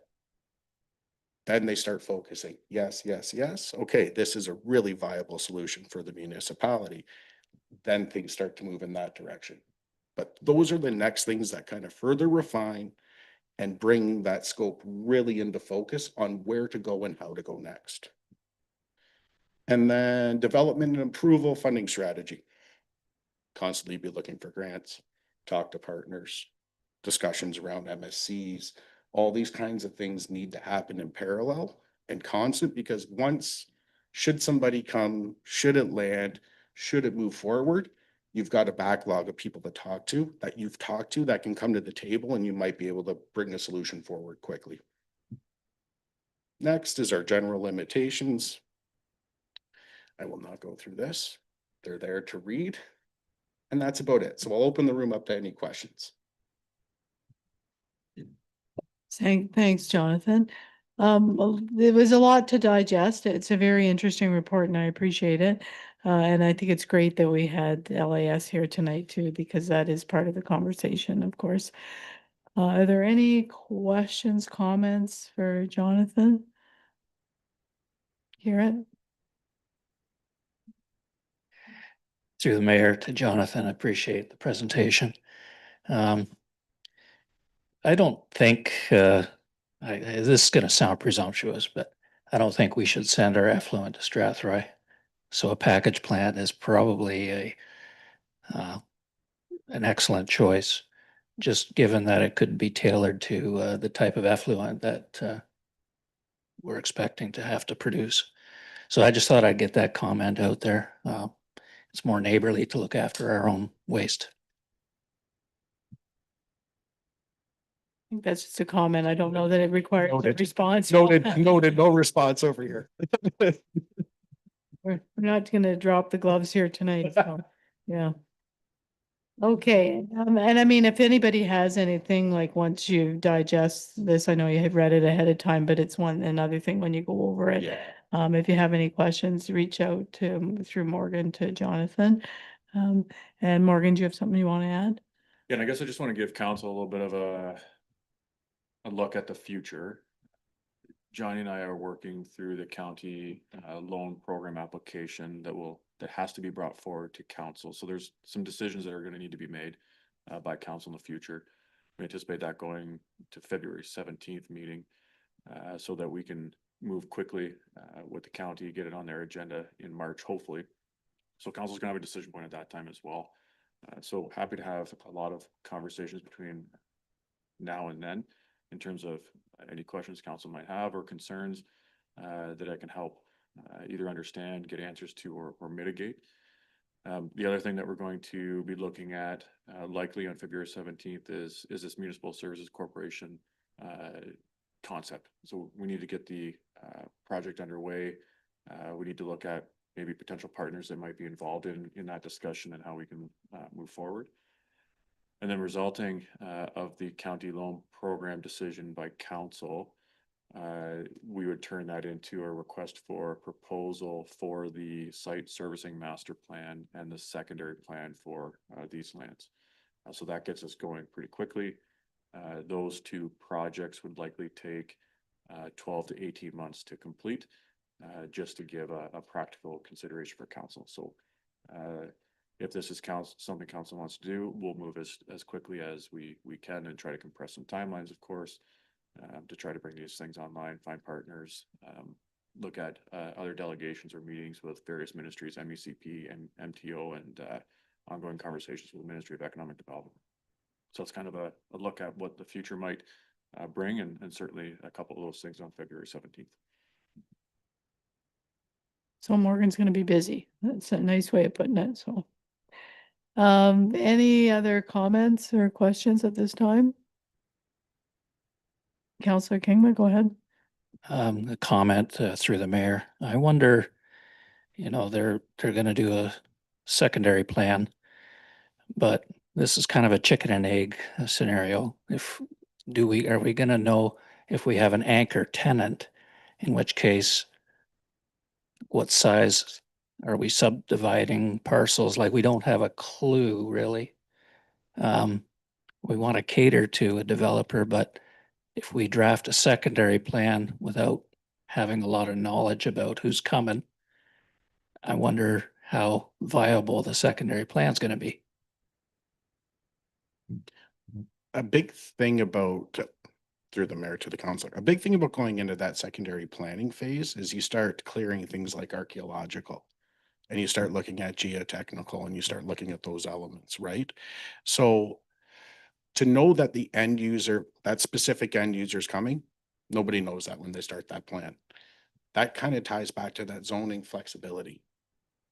So through that secondary plan, they're going to look at demographics and they're going to help you right size the initial parcels of land.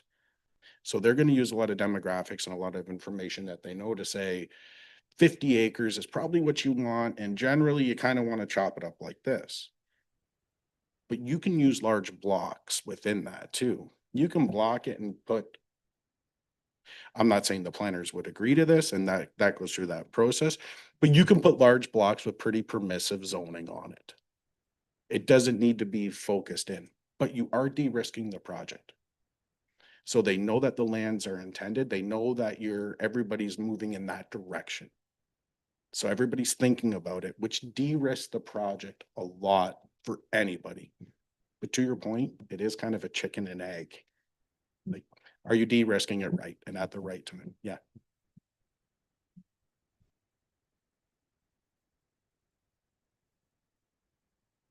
Okay, last call for any questions? Okay, seeing none, then we have a recommendation that council receive the industrial development feasibility study and roadmap presentation and report. Could I have a mover and a seconder? This is to receive. Counselor McKinnon and seconded by Counselor Kingma. All in favor? And that's carried. So Jonathan, thank you once again for coming tonight to walk us through that report. I appreciate it.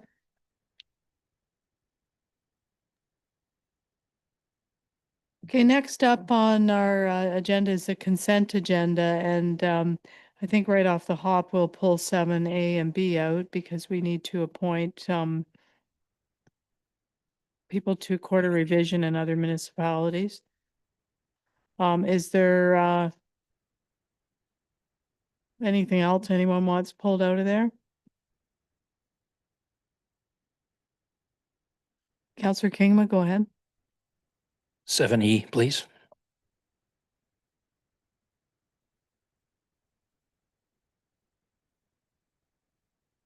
Okay, so the first item up is we need to appoint to the Court of Revision to the municipality of Brook Alvinston regarding the Cheney drain.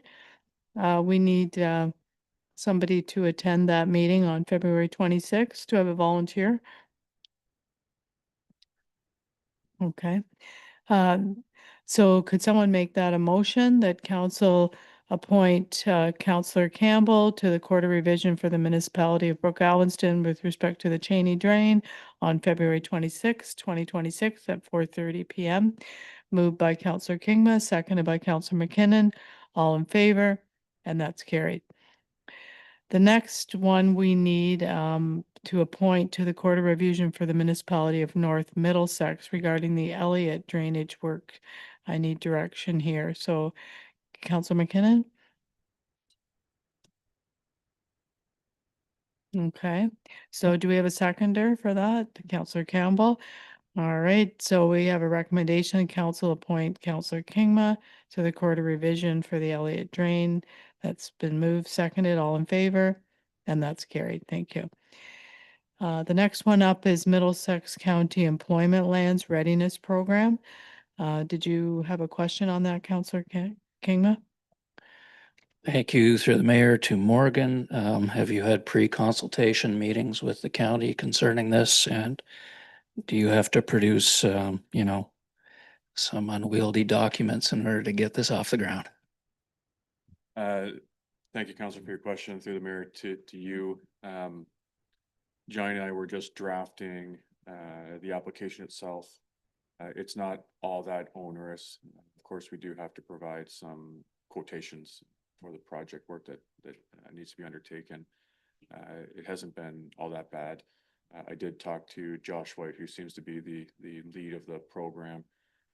He has committed to actually reviewing the draft application as well, just so that we're submitting a really good product so that there's limited opportunity for it to be kicked back at us for additional information. So I think we have a good project team.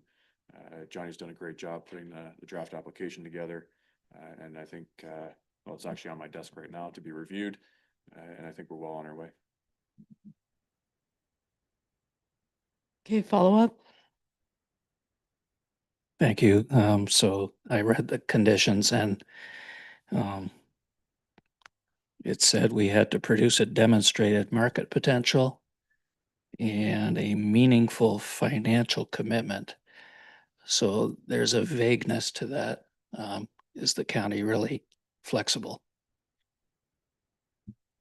It's a good question. Our feasibility study would contribute to the market component, and our budget that council approved would contribute to the meaningful municipal contribution.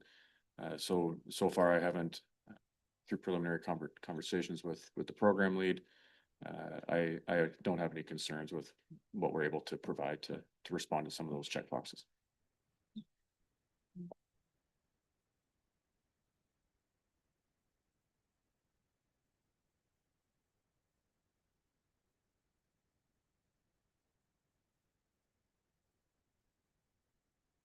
Okay, anything else?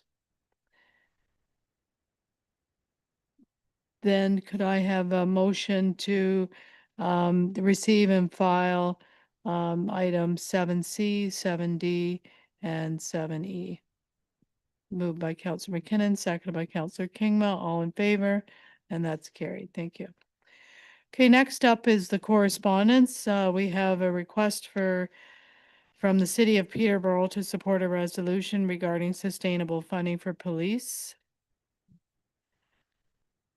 A request from Middlesex County Library Board to support a resolution around Bill C-15, the proposed amendment to the Canada Post Corporations Act. A request from the municipality of North Grenville asking for support for enhanced school bus safety and the implementation of the stop arm camera system. A request from the township of Southgate to support a resolution around the OMERS Bill 68 municipal. Okay, Counselor McKinnon. Is that a conflict? I'd like to support that. Counselor Kingma, seconded. Okay, all in favor? And that's carried.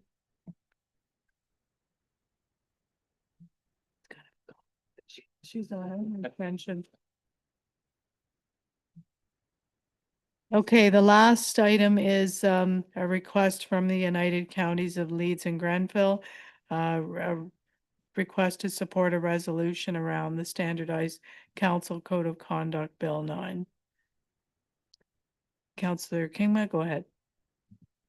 I'm okay with filing this, although I'd wonder from the clerk if, in order to offset my willingness to file, can we have an information session for prospective candidates in the next election concerning this code of conduct? Through the mayor to Councillor Kingma, this is almost a chicken egg conversation as well, because if they're going to standardize, they were supposed to have it in place. I have one ready to go, and then they announced this, a revision to our own. So I've been waiting to see this process become, what progress are they making? They're still trying to get it done before the election, but I guess from what I understand is it's not that close. So we generally did provide code of conduct training through our municipal integrity commissioner, and that will certainly be provided again. I'm hoping that we have the new standard code, or we'll introduce a new one, but that will be with a new council, I suspect, and they'll get training in that case. So if that makes sense. All right, seeing nothing else here, we have a recommendation that council receive and file correspondence A, B, C, and E. Moved by Counselor Campbell, seconded by Counselor McKinnon, all in favor, and that's carried. Okay, next up are staff reports. And I will turn this part of the meeting over to our treasurer, Johnny Pereira, for the 2026 water and wastewater bylaw. Thank you, Mayor Clark. Through to council. Similar to our fees and charges bylaw, this report outlines the associated fees for water and wastewater services through the interim servicing agreement from Strathroy Caradoc. All rates in the attached bylaw are updated and are provided annually by Strathroy Caradoc. Water rates are 1.5 times those of Strathroy, and wastewater rates are the same. The attached bylaw outlines all costs which are administered by Strathroy Caradoc. I would kindly ask council to consider the recommendation within the report. I'd be happy to answer any questions. Okay, are there any questions for Johnny? Councillor Kingman, go ahead. Yeah, I think it's more of a comment. Maybe Johnny knows more, but I think Strathroy got a big check for 15 mil. And I wonder if they're going to revisit their rates because the proposed increases look pretty steep. Through the mayor, Councillor King, if you don't mind, I'll take that question. So I have had preliminary conversations with the Strathroy Caradoc CAO about what that funding infusion might look like in terms of the long-term planning of the Strathroy wastewater treatment plant. We will be discussing things through our agreement discussions around rate studies, capital planning, and future contributions. So essentially what I'm trying to say is there's conversation out there. It just hasn't landed yet, to be continued. Okay, anything else? Seeing none, then we have a recommendation that the 2026 water and wastewater bylaw be approved. Moved by Counselor Kingma, seconded by Counselor Campbell. All in favor? And that's carried. Okay, and you're also up for 9D, the cloud permit renewal agreement. Johnny, I'll turn this over to you. Yes, thank you, Mayor Clark. Through the council, this report just outlines the renewal of the township's cloud permit agreement, which is the township's primary electronic permitting system used for building permit intake, review, issuance, and tracking. The current 5-year agreement expires this month in February 15th, and the proposed renewal would extend the service for an additional 5-year term through 2031. A cloud permit is the core operational system within the township's building services operations. This renewal provides cost certainty with a fixed subscription of $9,450 per year. And I do want to highlight that there is no annual increases in this agreement. So while the total value of this renewal requires council approval under the procurement bylaw, a competitive procurement process is now required, as this is a renewal for existing specialized software. From a financial perspective, the 2026 operating budget did include a conservative estimate for this renewal.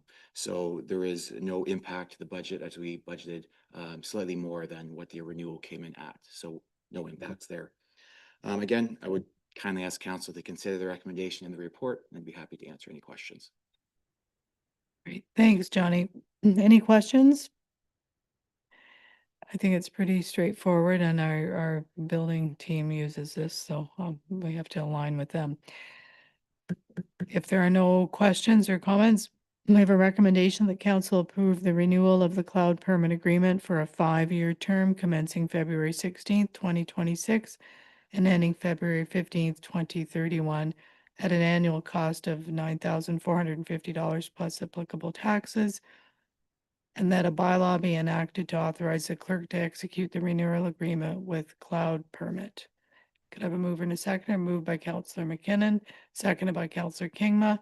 All in favor? And that's carried. Okay, next up, some good news. It looks like here, 9C, the pothole prevention and repair program grant. I'll turn this once again over to our treasurer. Thank you, Mayor Clark. Through to council, I'm happy to report that the township was successful in receiving $38,000 from the province's pothole prevention and repair program, and that's through the Ministry of Transportation. This grant supports the critical road maintenance activities, including pothole prevention, asphalt patching, and surface treatment, with the goal of improving road safety and extending the life of our infrastructure. The approved funding does apply to eligible pothole prevention repair works retroactively from April 1st, 2025 to March 31st, 2026. Much of this work was already planned and undertaken last year, as it is part of the operating budget. Because a lot of this work was already done, staff will be pulling invoices to ensure we have the proper documentation and ensure those works meet the terms of the grant. This would result in contributing to the surplus at the end of 2025. Any unused portions of that grant would be applied to the 2026 operating budget and be used by March 31st. Attached to this report is a copy of the transfer payment agreement. Again, kindly ask council to consider the recommendation outlined within the report. I'd be happy to answer any questions. Okay, are there any questions? I'm guessing there shouldn't be, but maybe.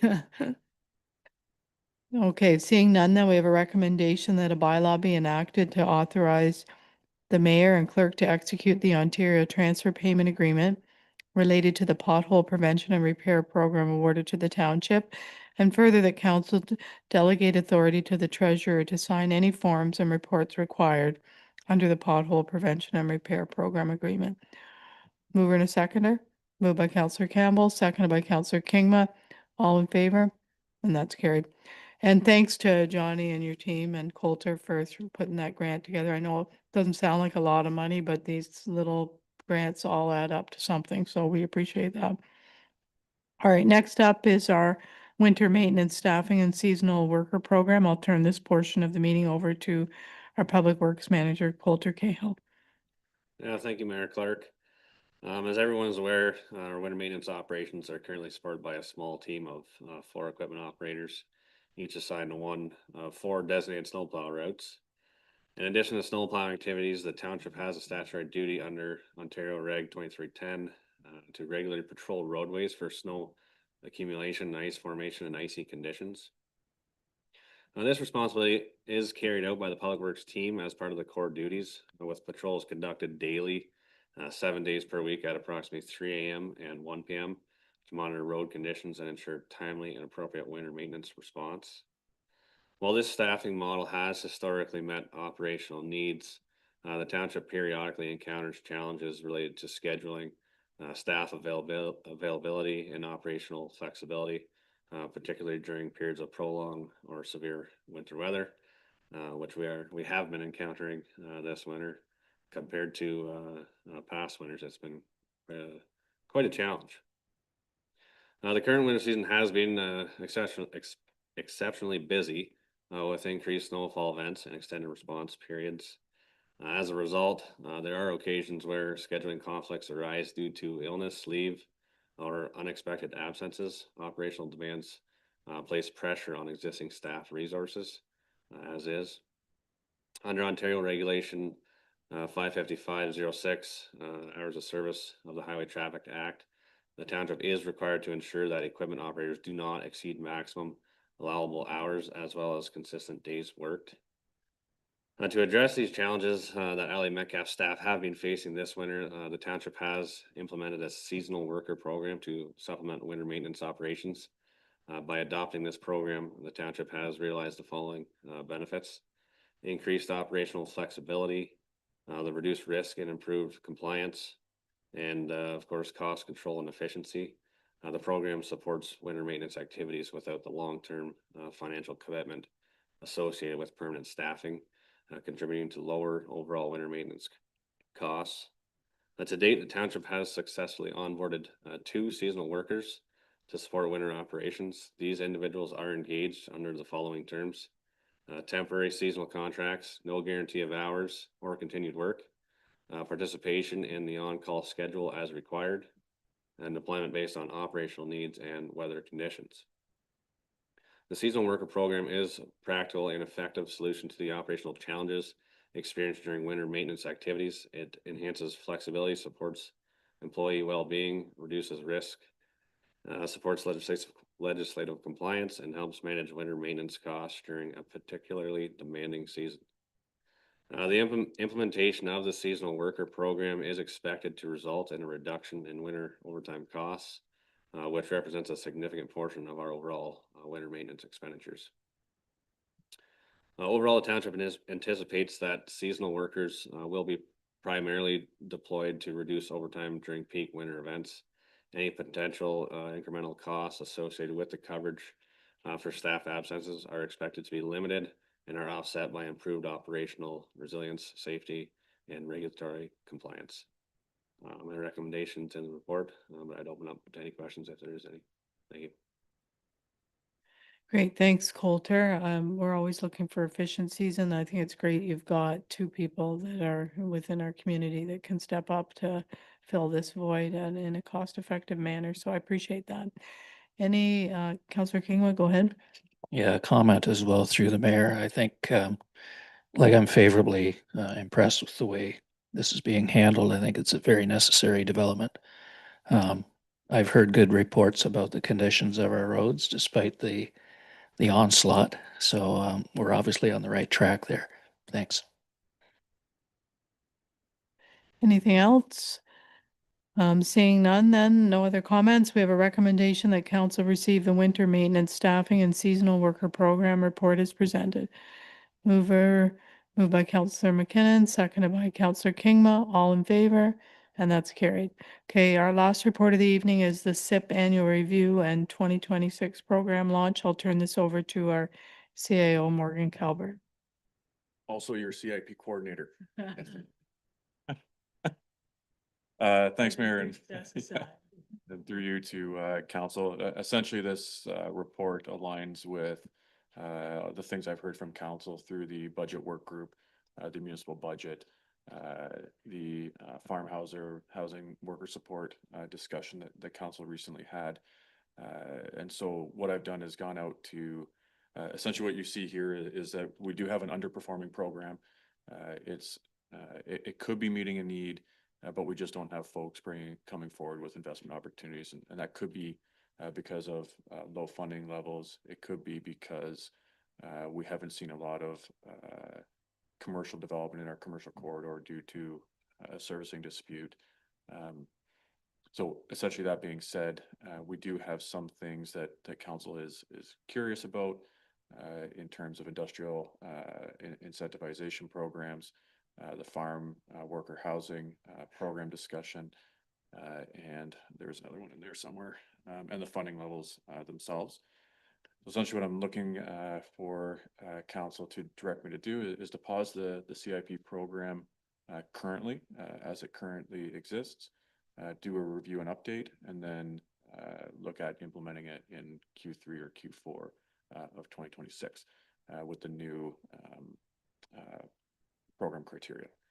And I know council is looking to consider the farm worker housing program fairly urgently, so that will help me compress some of our timelines working with the former consultant that previously developed our CIP program. So essentially, if council has any questions, happy to take them. Otherwise, the recommendation in the report is to essentially pause the program for now, undertake a review and update, and then look at implementation later in the year. Okay, any questions for Morgan? Counselor Kingma. The pause is a really good strategy right now. I was wondering, would 50 grand on that line item be enough to get people's attention to make it worthwhile? And are we going to get into, I guess, I don't know what they're called, incremental tax grants or something like that when we get into the industrial attraction side of things? Yeah, so through the mayor to Councillor Kingma, great questions. I can't exactly tell you what a good funding amount is just yet. I know there are other CIP programs that have either been recently updated or currently in review in the area. So there could be some alignment discussions, learning from what others have been able to, learning from other people's experiences, essentially. In terms of the tax increment financing, it's certainly an option that will be explored through the CIP program. Understanding that there are questions around the township's financial capabilities, resourcing, these types of discussions. So when we bring a report, including recommendations to council for its CIP review and update, these things will be considered for sure. So stay tuned, I guess. Any further questions? Seeing none, we have a recommendation that council direct staff to undertake a review and update of the township's community improvement plan program. Can I have a mover and a seconder? Moved by Councillor Campbell, seconded by Councillor Kingma. All in favor? And that's carried.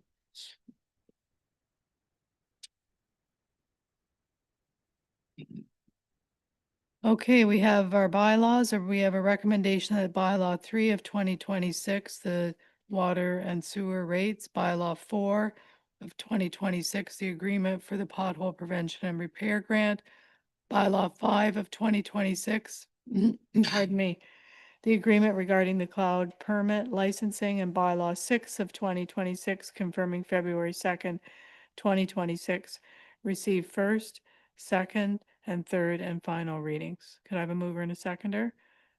Moved by Councillor Campbell, seconded by Councillor McKinnon. All in favor? And that's carried.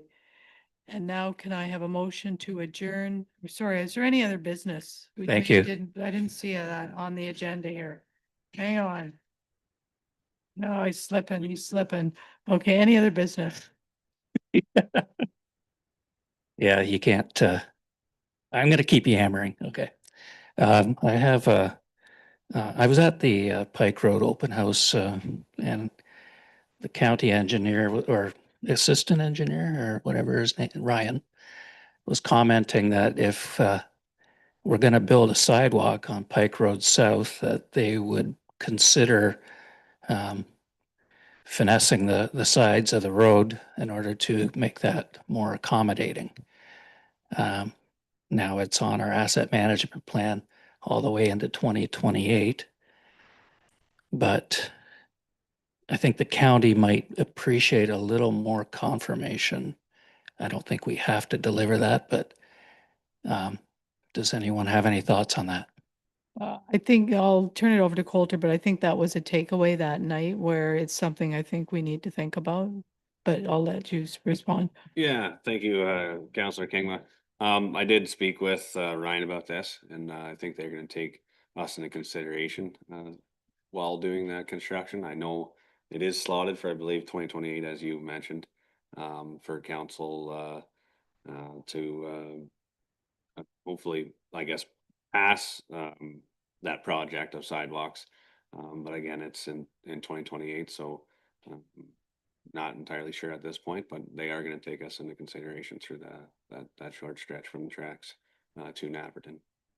Yeah, because it may just be the prepping, like just to make an allowance for that, even though it won't be finished or whatever. But that, I have every confidence that Coulter will continue that conversation because we did talk about it that night at the meeting as well. So, Councillor Kingma, follow up. No, it's an unrelated matter, but I've been trying to get a hold of the MTO and MCON to try to get more lights at the Kerwood overpass. Or do you think you might have more luck, Coulter, if you talk to somebody? It's For clarity, which overpass? Kerwood Road. At the, like in the village. No, Sorry. it's at Oh, the the 402. 402. I'm sorry. Yeah, Thank the you. overpass there. Yes, I do have a couple contacts I could reach out to, and hopefully push that along.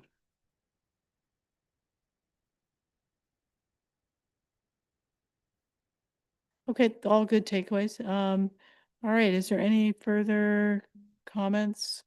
Anybody? All right, seeing none then, could I have a motion to adjourn at 9:01 PM? Moved by Councillor McKinnon, seconded by Councillor Campbell, all in favor, and that's carried. Thank you.